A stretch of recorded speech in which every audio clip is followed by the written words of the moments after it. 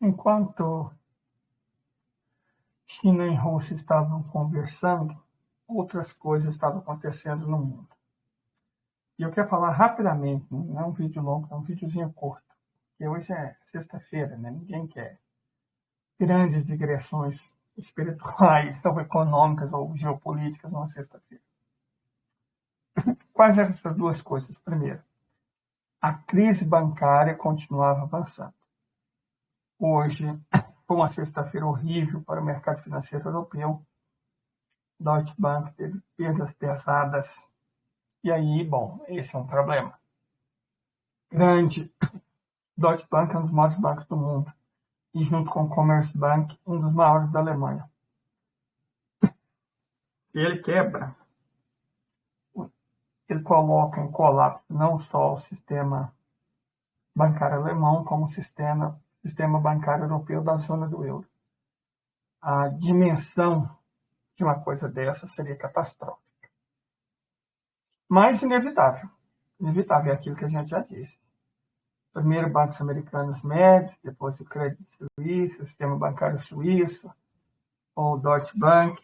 Eu ainda não sei direito os planos de resgate, mas com certeza o governo alemão deve ter alguma coisa na manga, certo? O problema é exatamente esse. Esses planos de resgate, na quais são usados centenas de bilhões de dólares, ou euros, ou libras, para resgatar bancos, eles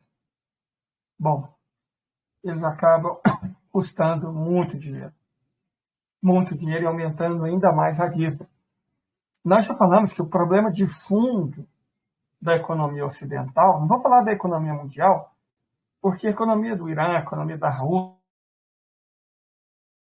claro que em maior ou menor grau, principalmente a China, que tem um comércio internacional muito grande com o Ocidente, principalmente a China só, certo? Não tem nem o que ver.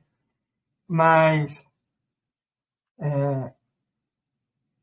de um modo geral, o problema maior é do sistema financeiro do chamado Ocidente, dos países capitalistas neoliberais, certo? Que desindustrializaram propositadamente suas economias, transferindo as unidades industriais principalmente para a Ásia, para financiarizá-las.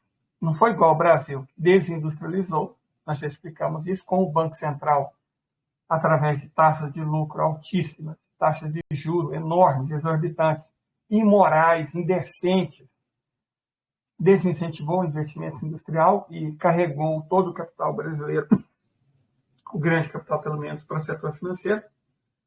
Você fala, mas então se o capital foi desviado do setor industrial produtivo para o setor financeiro, o Brasil não passou por uma financiarização? Não, o Brasil não passou por uma financiarização da economia. Porque nossa economia não tem um tamanho crítico para isso. O que aconteceu conosco foi uma reprimarização.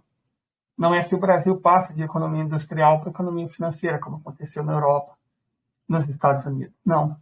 O Brasil passa de economia industrial, que nós efetivamente éramos, nos anos 80, com certeza, começou o declínio nos anos 90, e foi até os anos 2000, da década de 2010 para cá, eu não sei se já poderíamos nos considerar uma nação industrial. Certo? Então, o Brasil reprimarizou a economia. Europa e Estados Unidos, repetindo, financiarizaram a economia. Nós não, reprimarizamos. É duvidoso que financiarizar uma economia é um passo para frente. Os acontecimentos estão demonstrando que não, é um passo para baixo. Mas reprimarizar a economia é pior, porque é um passo para trás. É como se a gente, desde a Lei Candir, implementada por Fernando Henrique Cardoso, o Brasil fizesse o que ele regredisse 100 anos economicamente em 20. Porque a gente não se engane, não tem nada fundamentalmente diferente entre cultivar soja e milho do que cultivar café, ou do que cultivar tabaco, cana-de-açúcar. É a mesma coisa, é o mesmo pacote de exportação de commodities agrícolas para países desenvolvidos, com o mesmo pacote de importação de produtos industriais. É a mesma coisa, é o atraso, é a vanguarda do atraso da nossa economia. sem tirar nem pôr. Não tem, eu creio que não tem como ter a menor dúvida quanto a isso. Certo? Uma reprimarização da economia. Mas, voltando ao caso alemão, o que houve na Europa foi uma financiarização, não tão grave quanto o que aconteceu nos Estados Unidos e no Reino Unido, nesses dois países, com a financiarização extrema da economia, principalmente no Reino Unido. A economia do Reino Unido está quebrada, está devastada hoje. Quer dizer, você tem análises sérias dizendo que a perspectiva para os britânicos é ter uma renda. Nós estamos em 2023, em 7 anos, 2030 está aí. Em 2030, a perspectiva é que os britânicos tenham uma renda pessoal menor que a dos poloneses. Então, o declínio da Grã-Bretanha e do Reino Unido é evidente. Por que isso aconteceu? Porque eles trocaram. Não tem como ter a exiguidade dos solos disponíveis, a má qualidade do solo, a característica horrorosa do clima britânico impede eles de ser uma potência agrícola. A França pode, porque ela é enorme, tem solos muito férteis, tem climas ótimos, quer dizer, temperado oceânico e mediterrâneo. Então, a França, de fato, a França é uma potência agrícola. A Holanda é uma grande potência agrícola. A produção agrícola em valor da Holanda é muito maior que a brasileira. Quer dizer, nós devastamos 300 milhões de hectares para ter um valor de produção menor que a da Holanda. Por quê? Porque a Holanda não cultiva ingredientes de ração para porco e comida para futuros cadáveres que serão reexportados. A Holanda pratica uma agricultura de altíssimo desempenho. Uma agroindústria poderosa. Ela beneficia os produtos antes de vender para o exterior. Ela ganha dinheiro com isso. Certo? Ela ganha muito dinheiro com isso. Brasil, não.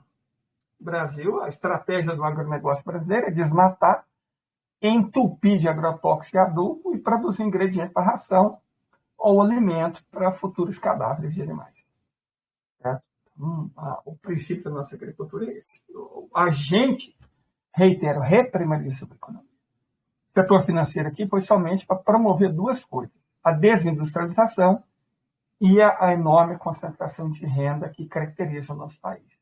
Os bancos, eles ficam com boa parte da renda das famílias e com mais da metade da renda do Estado. Quer dizer, eles pegam os salários dos trabalhadores, as rendas da classe média e os impostos do Estado.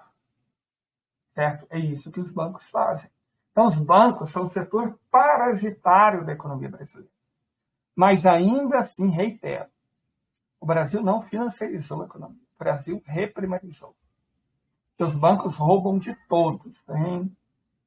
Tem que fazer acepção de pessoas ou instituições. Eles roubam das indústrias, roubam do agronegócio, eles roubam do governo, do Estado, das pessoas, dos pequenos comerciantes, dos profissionais liberais. Eles roubam o dinheiro de toda a sociedade e concentram neles. Né? É isso que acontece no Brasil. O setor financeiro como um todo, não só os bancos. Mas, enfim, a Alemanha, o Banco Central Europeu, na verdade, né? Ainda que ele seja controlado por alemães, o Banco Central Europeu é o responsável pela mesma política que favorece uma desindustrialização. Só que no caso da Europa, não em favor da agricultura, mas em favor do setor de serviços, certo? Do turismo, do comércio. Desindustrializa do mesmo jeito, mas ao invés de substituir indústria por agricultura, substitui a indústria por prestação de serviços e coisas análogas. Correto?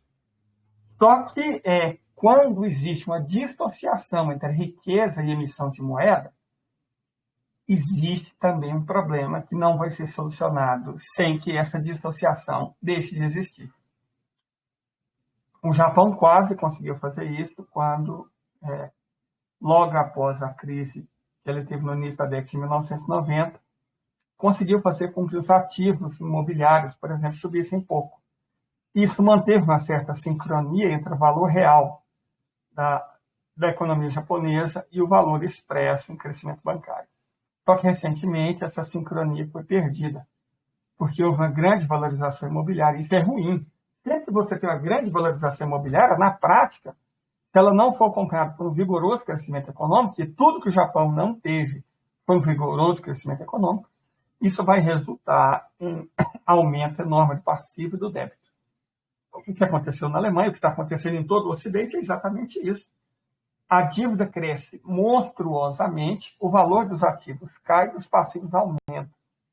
Então, esse enorme endividamento é a causa do colapso financeiro dos Estados Unidos, que só está começando, e da Europa, que também só está começando. O Japão vai resistir quanto? O Japão tem cerca de 250 bilhões de dólares vencendo só esse ano. Vai conseguir pagar à medida que a economia entra em crise? Eu não teria tanta certeza. Certo? Então, assim, o sistema bancário do Ocidente entra em colapso. E o brasileiro? O sistema financeiro brasileiro é bastante seguro, mais bem regulamentado do que o europeu e o americano. Mas, evidentemente, ele também tem suas limitações. Eu, particularmente, não deixaria dinheiro nesses bancos de mentira, esses bancos de plástico. Se eu tivesse dinheiro, eu não deixaria nesses bancos de forma alguma. Mas é uma escolha, né? Como é que se chama? Escolhas idiotas no capitalismo? Simpatia pelo risco. Tá? É isso. Eu não deixaria dinheiro. E, gente, na boa, no caso da Europa, se o Deutsche Bank quebrar, qualquer banco europeu pode quebrar. Se qualquer banco europeu quebrar, qualquer banco americano pode quebrar. E vai quebrar. Eu venho falando isso até o quê? Na terceira semana, e venho falando, vai quebrar. Passo a passo, mas vai quebrar. É o que está acontecendo. Passo a passo, mas vai quebrar. É por isso que o que acontece em Bakhmut, em Artemiovsk, né, tem tanta importância. Por quê? Porque, ao que tudo indica, a Ucrânia está realmente preparando uma grande ofensiva. Uma pataquada ridícula. Gente, como a Ucrânia vai preparar uma grande ofensiva? Ela não tem soldados, não tem arma, não tem munição, não tem cobertura aérea, não tem apoio de artilharia. Como é que ela vai fazer uma grande ofensiva? Mandar dezenas de milhares de homens para morrer? É isso que ela vai fazer? Eu não me preocuparia. Mas é uma oportunidade que a federação não pode deixar escapar. Ela tem satélites mais que suficientes para acompanhar toda a movimentação de tropas na Ucrânia. E tem supercomputadores para processar eletronicamente essas informações e produzir relatório a partir de inteligência artificial, que basta ser revisada pelos membros da Stravika, né? Pelo alto comando das Forças Armadas Russas. Está sendo preparada uma grande ofensiva? Sim, eu acredito que sim. Está sendo preparada uma grande ofensiva. E o que vai acontecer? Provavelmente ela vai dar com os burros na água, como todas as outras. Eu não acredito que essa grande ofensiva seja em Bakhmut. Vamos chamar ela pelo nome russo, né? Artemiovsk. Artemiovsk já está perdida. De verdade, gente. Artemiovsk já está perdida. Não tem o que os ucranianos possam fazer. E aí, se a gente trabalha aquela linha de operação estratégica, imaginando, hoje eu até publiquei um texto no Twitter fazendo um comparativo entre Bakhmut e a Batalha de Gettysburg, que foi fundamental para a virada da Guerra Civil Americana em favor do Norte, né? Mas existe uma diferença fundamental. Que a Batalha de Gettysburg era uma grande batalha. Do ponto de vista operacional estratégico, não existem mais grandes batalhas, porque o combate deve ser travado simultaneamente ao longo de toda a linha de combate. Não vai ser um combate decisivo que vai mudar tudo. Essa é uma visão militar ultrapassada do século XX. Os russos operam em um outro nível de planejamento e operação tática e estratégica. Não importa um ponto, importa a linha de combate ao longo da fronteira entre a Federação Russa e a Ucrânia. Então, do ponto de vista da linha de combate, se vai ter ou não a tomada de Artemiovsk, e não vai ter, os ucranianos não têm capacidade para fazer isso. Na verdade, quando os ucranianos, imaginando que todos os movimentos deles estão sendo acompanhados por satélite, Peônia, Lotus, Tundra, está sendo acompanhado por todos esses tipos de satélites, certo? Ao mesmo tempo.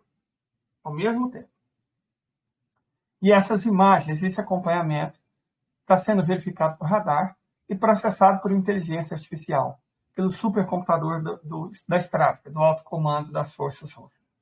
Então, está tudo acompanhado.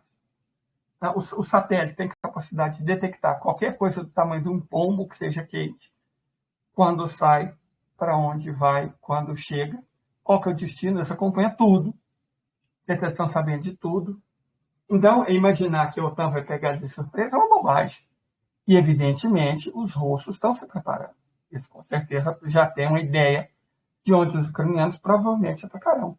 O planejamento tático operacional é uma coisa difícil, porque transportar tropa, transportar equipamento, transportar munição é caro, complexo e difícil.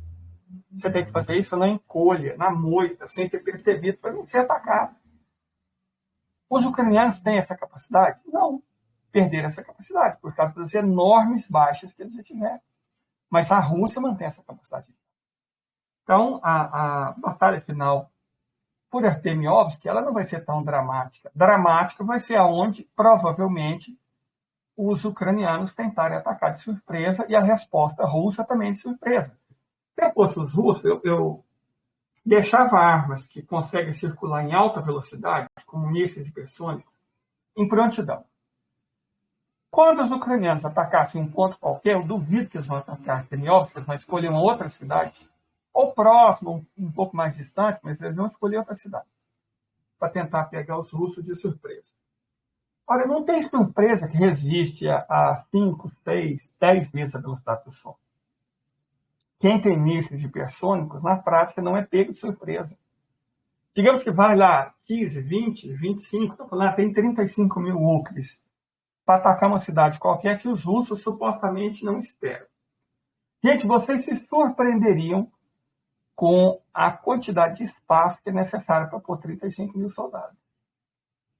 1 quilômetro quadrado dá e passa. O que quer dizer que os russos observam onde as tropas ucranianas estão se reunindo e no último minuto solta o quinjal e elimina tudo. Só fazer isso, solta um quinjal e os problemas da federação serão vaporizados. Certo? Então eles não têm chance, gente. Eles não têm cobertura aérea, eles não têm cobertura de artilharia decente, eles estão tomando tiro na razão de 7-1, 8-1, 10-1, eles não têm arma, não têm munição, não têm logística para fazer esse transporte. Então não tem como. É só uma crueldade inútil, mas é óbvio que a Federação Russa não tem culpa disso. E vai aproveitar. E aproveitar num momento em que a Alemanha agora tem problemas bem maiores do que a Ucrânia para pensar. Eu acredito que as condições para derrubar o salsicha de fígado estão colocadas. Estão colocadas. Porque o banco vai ter que ser resgatado. Né? É um governo liberal, vão tentar resgatar o banco. Mas com que dinheiro? Eles vão tirar dinheiro da onde? Da habitação, da saúde, da educação, da assistência social? Da onde os alemães vão tirar dinheiro para resgatar o Deutsche Bank? E o segundo maior banco do país, o Commerzbank, também não está tão bem assim, não. Se o sistema alemão entrar em colapso, como é que a Alemanha vai ajudar alguém numa guerra? Ela agora está lutando contra os seus próprios problemas, que é como deveria ser. Certo? Então, esses dois assuntos estão conectados.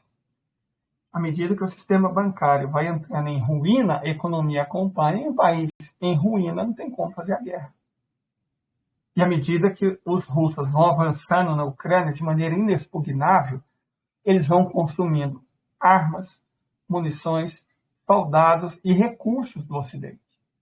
Para a Rússia, é a melhor estratégia possível. Deixe os ucranianos virem. Quem tem arma hipersônica, repito, reage a hora que eles quiserem, cara. Eles não precisam ter medo. Deixa a OTAN vir, deixa os ucranianos vir, deixa os nazis vir, não faz diferença. Quanto mais eles se acumularem no lugar, mais fácil é eliminar todas as baratas com um único tiro. Né? A estratégia do Ocidente, na Ucrânia, eu chamaria de Operação Baigon, onde eles são os baratos. Perfeito? Mas era só isso, eu não queria falar muita coisa. Inclusive, muito obrigado pela audiência, Ana Valéria. Eu não queria falar muita coisa, eu só queria falar o básico para a gente não ficar o fim de semana, onde normalmente não faço live, a não ser que aconteça algo assim muito grandioso, pela sexta-feira para deixar vocês em paz. Então, pelo menos vídeos curtos é bom fazer à medida que os assuntos vão surgindo, ok? É só isso. Muito obrigado, Ana Valéria. Muito obrigado a todo mundo que está nos assistindo. E até a próxima. Ou um vídeo curto, ou se acontecer alguma coisa mais digamos assim, decisiva, é claro que a gente faz um especial. Até mais.